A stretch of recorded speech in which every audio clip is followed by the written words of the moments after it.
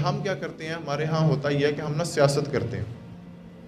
پہلے سیاست ہوتی تھی پارٹیوں کے درمیان، اب محلے میں بھی سیاست ہے، گھروں میں بھی سیاست ہے.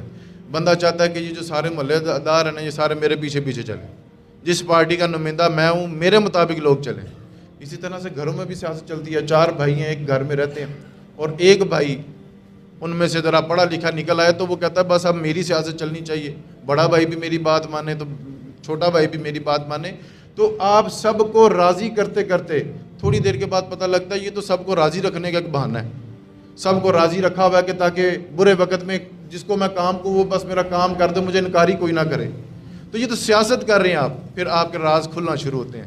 پھر پتہ لگتا ہے بندہ ہی دوغلا نکل آیا ہے، جس کو جہاں سے فائدہ ملتا ہے یہ تو اس طرف چل پڑتا ہے. ہم لوگوں کو راضی کرتے کرتے اللہ کو ناراض کر بیٹھے. تو جب اللہ ناراض ہو جائے تو پھر تمہاری مدد کر سکتا کوئی نہیں. پہلی بات تو یہ کہ جب آپ کسی سے اچھائی کریں، کسی کے ساتھ اچھے جذبات رکھیں، تو ذرا سا غور فرمائیے کہ کیا اس کام میں اللہ تمہاری مدد کر سکتا ہے.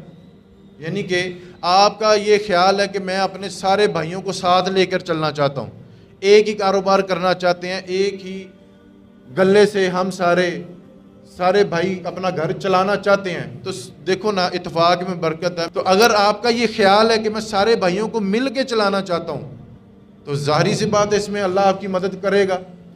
پہلا تو آپ یہ غور کیجئے کہ جو آپ کام کر رہے ہیں کیا اللہ اس میں آپ کی مدد کرے گا. اور پھر دوسری بات اس میں یہ بھی غور طلب ہے کہ جب آپ وہ کام کر رہے ہیں تو کیا آپ نے اللہ سے یہ دعا کی کہ اللہ پاک میں سونا کام کرنے جا رہا ہوں، میری مدد فرما. کیا آپ نے یہ دعا کی